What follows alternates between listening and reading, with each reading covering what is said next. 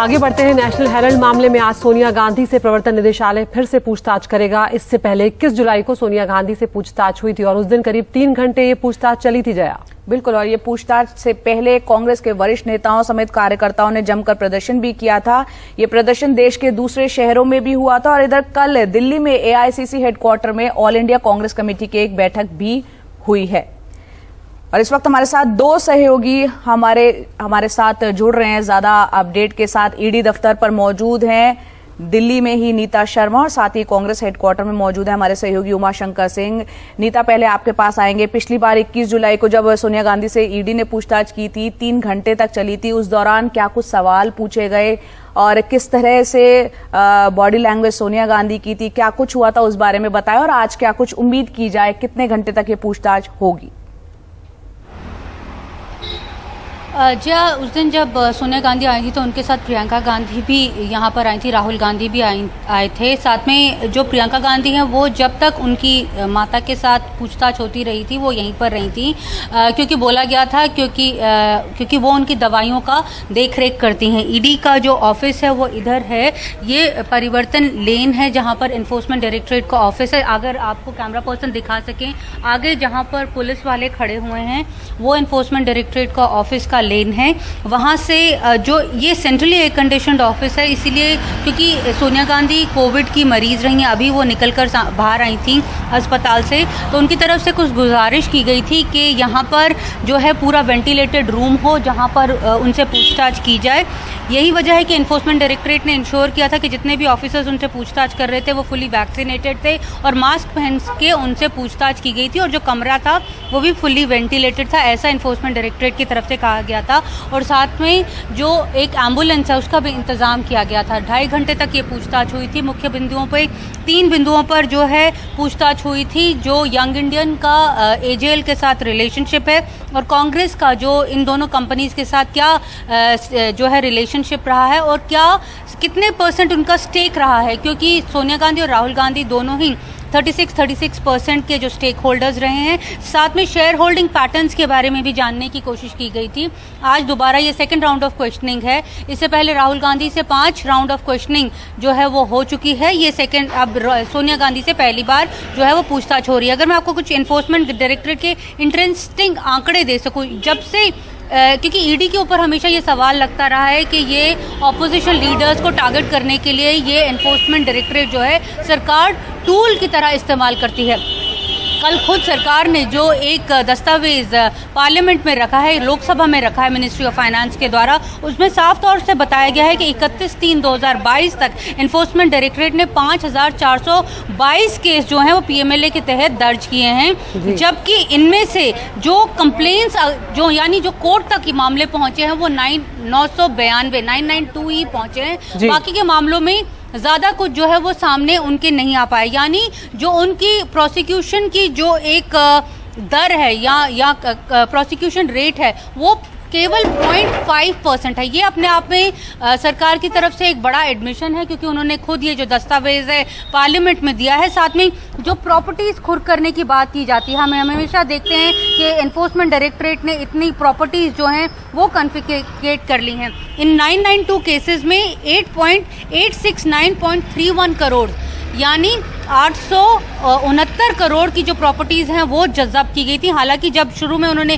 Cases register किए थे तो 1,04,702 करोड़ की प्रॉपर्टीज जब्त की थी, यानी अगेन 0.5% ही उनका जो प्रोसिक्यूशन रेट है, यानी जो मामले वो रजिस्टर करती है और जो कोर्ट तक पहुंचते हैं उनमें एक भारी अंतर है। ये ऑपोजिशन हमेशा दलील देती रही थी और खुद कल सरकार के आंकड़े भी इस बात की तस्दीक करते हैं। जया, बिल्कुल, यानी कि आरोप सिद्ध करने के मामले में ईडी पर कहीं ना कहीं सवाल खड़े हो रहे हैं। उमाशंकर के पास हम चलते हैं। उमा, कल एआईसीसी की बैठक भी हुई है, मॉनसून सेशन भी चल रहा है, क्या तैयारी है कांग्रेस के नेताओं की और कार्यकर्ताओं की आज?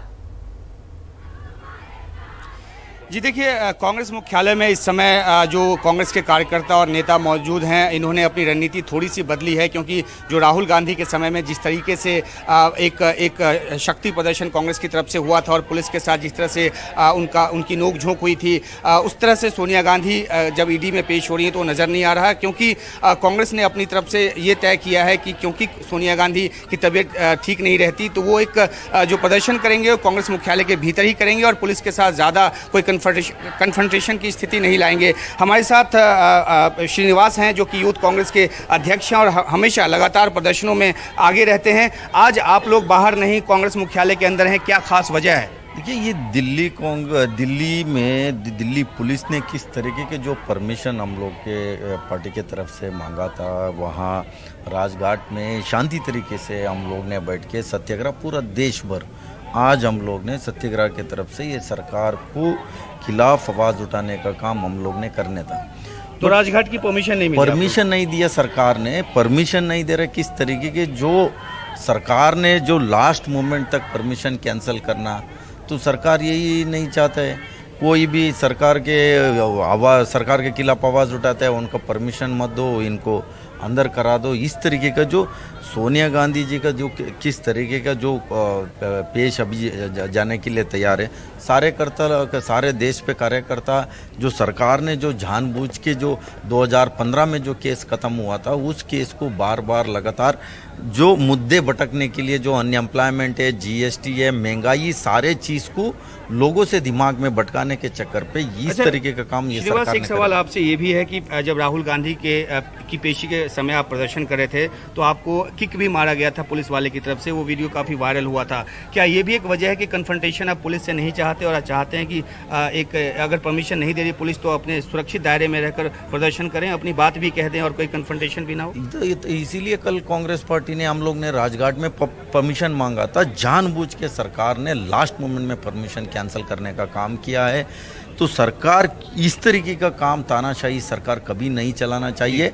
तो सारे कार्यकर्ता, हम भी कांग्रेस का कार्यकर्ता है, इस देश के लिए खून त्याग बलिदान का पार्टी है, हम लोग भी इन लोग से डरे नहीं है। ये सरकार जब डरता है, पुलिस को आगे करने का काम करता है। शुक्रिया श्रीनिवास। और हमारे कैमरा सहयोगी थोड़ा सा आपको दिखाएंगे कि किस तरह से यहाँ ही टेंट लगाकर, और जो महिला कार्यकर्ता हैं वो भी यहाँ पे बैठी हैं, जो सेवा दल के लोग हैं वो भी बैठे हैं, तो पुलिस से ज़्यादा नोकझोंक ना हो इसलिए ये तरीका चुना है। लेकिन जो कांग्रेस पार्टी के नेता की तरफ से कहा जा रहा है वो ये कि राजघाट पे जो परमिशन मांगा गया था, 4 शर्तें रखी गई पुलिस की तरफ से कि टेंट नहीं लगाएंगे, माइक का इस्तेमाल नहीं करेंगे, मीडिया लेकर नहीं आएंगे। तो इन सब शर्तों को मानने की बजाय कांग्रेस पार्टी ने परमिशन डिनाई करवाना ही उचित समझा और यहाँ प्रदर्शन करें। लेकिन हाँ, जब दिन चढ़ेगा तो ये भी बाहर निकलने की कोशिश करते हैं और फिर पुलिस के साथ पुलिस इनको हिरासत में लेती है, जैसा कि पैटर्न अब तक हमने देखा है।